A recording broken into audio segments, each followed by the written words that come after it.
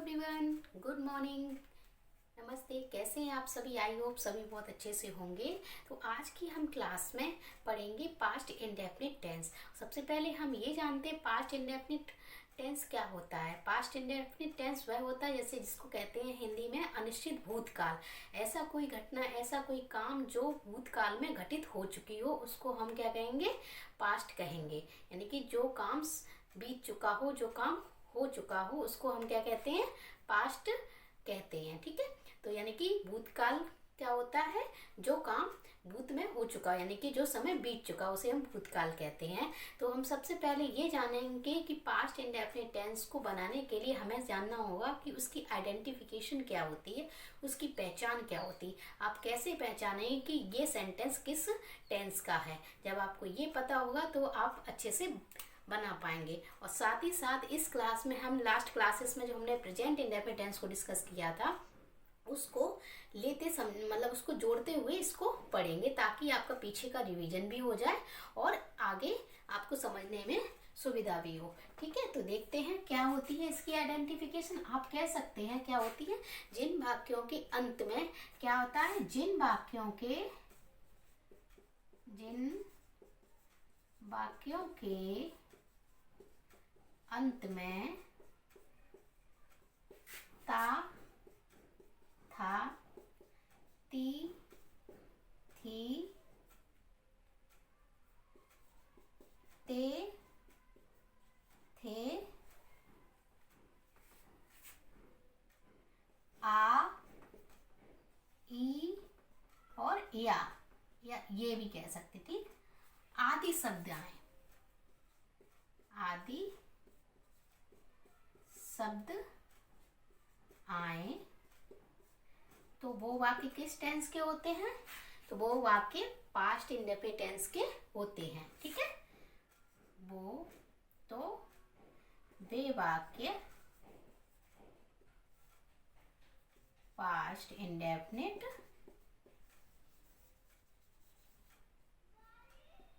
Tense के कहलाते हैं या होते हैं। ठीक है, ये आपने जाना आइडेंटिफिकेशन।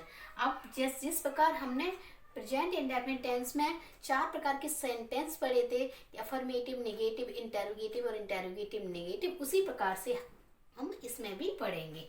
तो हम सबसे पहले जानेंगे किसके बारे में? अफर्मेटिव सेंटेंस के बारे में। अफर्मेटिव का मतलब होता है सकारात्मक वाक्य, अफर्मेटिव सेंटेंस।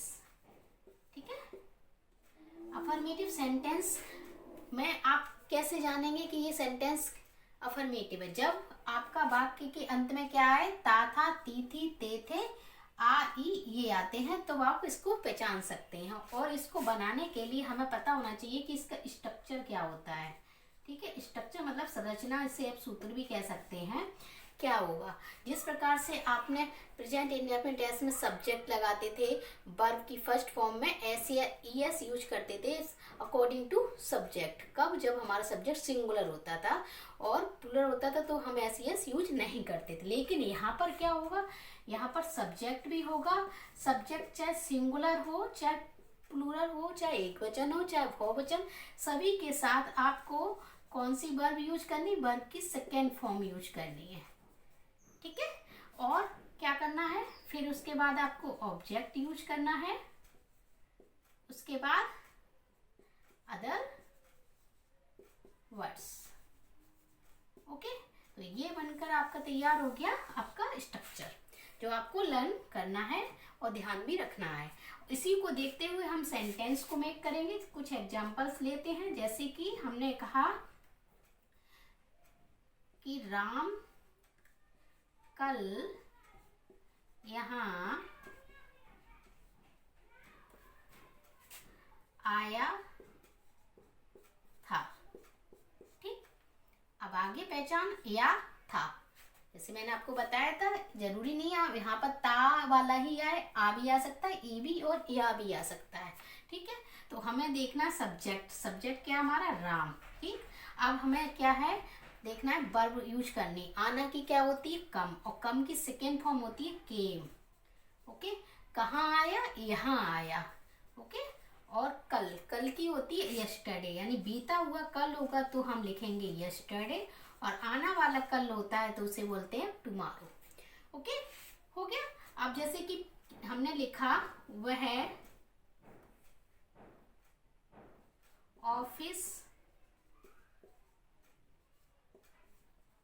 गया था, तो क्या लिखेंगे? ही, जाना की गो, और सेकेंड फॉर्म हो जाएगी गॉन, सॉरी वेंट, क्या होगी? Went. He went to office. ठीक है, आगे और देखते हैं। जैसे कि हमने लिखा वे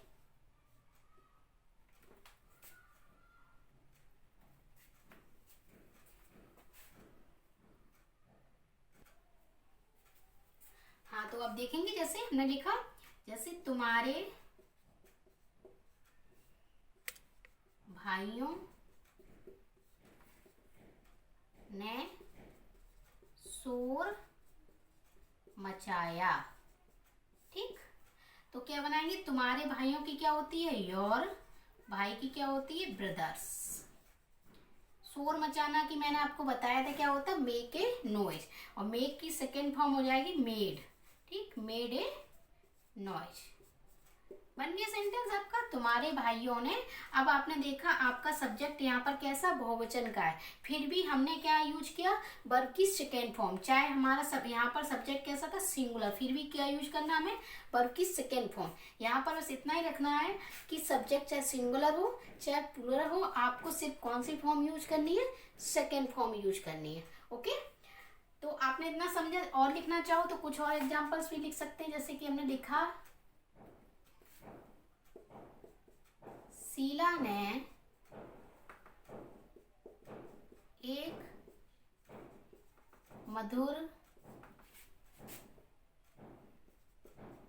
गीत गाया। ठीक, तो कैसे बनाएंगे?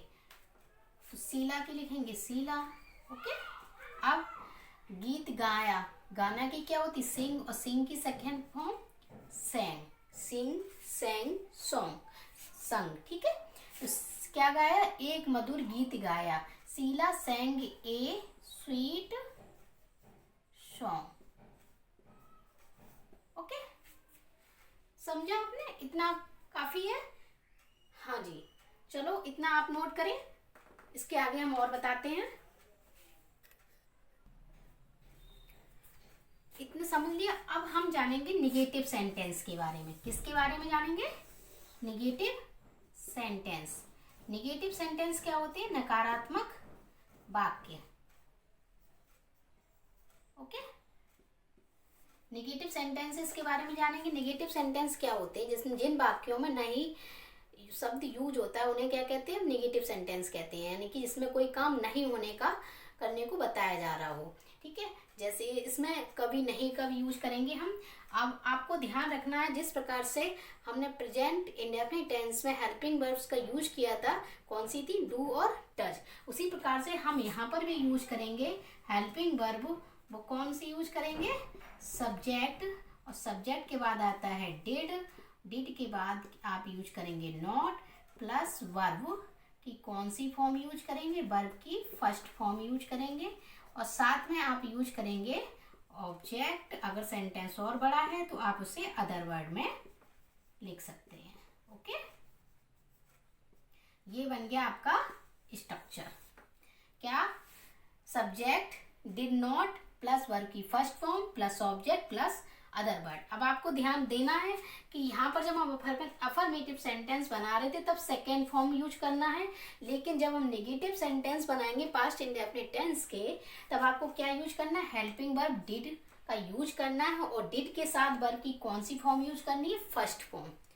ओके, तो इतना आपने ध्यान दिया। अब जैसे कि हम एग्जाम्पल इसी से लेते हैं, राम कल यहाँ नहीं आया था, इसी को बनाते हैं इसे, राम कल यहाँ नहीं आया था।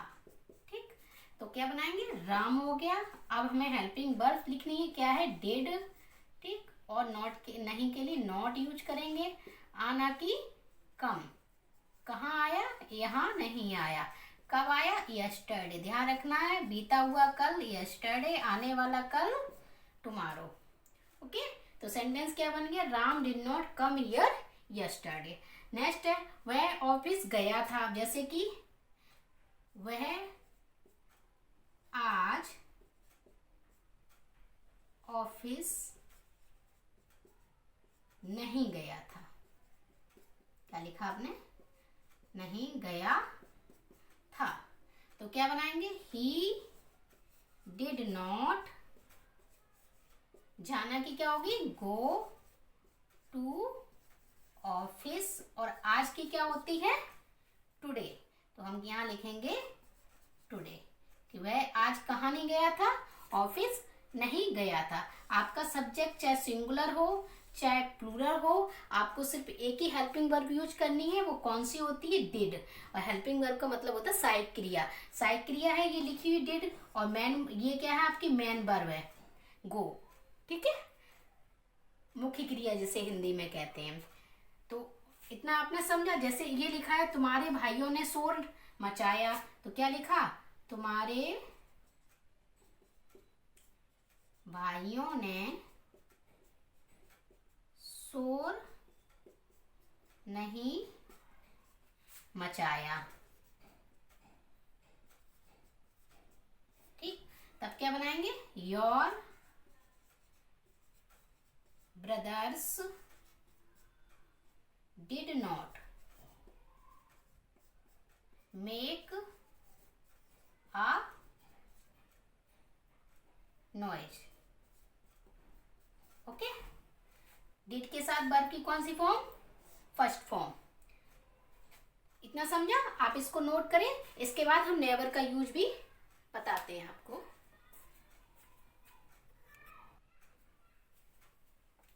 इतना नोट कर लिया। अब जैसे नेवर आता है आपके सेंटेंस में, नेवर का अर्थ होता है कभी नहीं। ठीक है, तो कभी नहीं के लिए हम क्या यूज करेंगे, नेवर। अब जैसे कि सेंटेंस में लिखा है, तुमने, अब पहले इसका स्ट्रक्चर ही लिख लेते हैं। चलो, नेवर का हम क्या बताते हैं आपको, स्ट्रक्चर। तो इसका क्या करेंगे, पहले आप बताएंगे, सब्जेक्ट लिखेंगे, फिर यूज करेंगे नेवर, और उसके बाद यूज करनी है वर्ब की कौन सी फॉर्म यूज करनी है, वर्ब की सेकेंड फॉर्म यूज करनी है। ओके, फिर उसके बाद आपको यूज करना है ऑब्जेक्ट, और फिर अदर वर्ड्स। ओके, ये आपका स्ट्रक्चर रेडी है। और ये बिल्कुल सेम वैसा ही जिस प्रकार से अफर्मेटिव सेंटेंस आप बना रहे थे, कि क्या यूज कर रहे थे, सेकेंड फॉर्म यूज कर रहे थे। लेकिन अगर नेवर आ जाता है तो उसको बस सब्जेक्ट के बाद यूज करना है। इसी प्रकार से आपने प्रेजेंट इंडेफिनिट टेंस में भी बनाया था। ठीक है ना। अब क्या करना है आपको, जैसे लिखा मैंने, तुमने मेरी कभी, तुमने मेरी सहायता, लिख लो, तुमने मेरी सहायता कभी नहीं की। ठीक है, अब ये वर्ड आ गए कभी नहीं, तो आपने जान लिया नेगेटिव सेंटेंस है, और कभी नहीं की इंग्लिश क्या होती है, नेवर। बनाना क्या है, तुमने की हो जाएगी यू। आप क्या यूज करना है, स्ट्रक्चर देखते जाएं, फॉलो करते जाएं, नेवर। उसके बाद सहायता करना की क्या होती है, हेल्प। तो हेल्प की सेकेंड फॉर्म क्या हो जाएगी, हेल्प्ड मी, और मेरी की क्या हो जाएगी, मी। यहाँ पर इसका ऑब्जेक्ट रूप लिखना है, जैसे आई, माई, मी। तो मी क्या है, एक ऑब्जेक्ट है। आगे जैसे कि मोहन ने पतंग कभी नहीं उड़ाई। ठीक, मोहन ने पतंग कभी नहीं उड़ाई। तो क्या बनाएंगे आप, मोहन, उसके बाद कभी नहीं के लिए क्या यूज करना हमें, नेवर। उड़ाना की क्या होती, फ्लाई, और फ्लाई की सेकेंड फॉर्म होती फ्लू, FLEW। ठीक, क्या नहीं उड़ाई, पतंग, द काइट। ओके, बन गया सेंटेंस आपका। तो आपने अच्छे से समझ लिया कि निगेटिव में अगर नॉट आए तो आपको डिड नॉट यूज करना है, अगर कभी नहीं आए तो नेवर लगाकर आपको वर्ब की सेकेंड फॉर्म यूज करनी है। ओके, आज के लिए बस इतना ही। आप इन जो भी हमने आइडेंटिफिकेशन बताई और जो भी स्ट्रक्चर बताया उनको लर्न करके आए। नेक्स्ट क्लास में इंटेरोगेटिव और नेगेटिव के बारे में भी आपको बताएंगे। तब तक रखें अपना ध्यान। Bye bye, take care, thank you so much.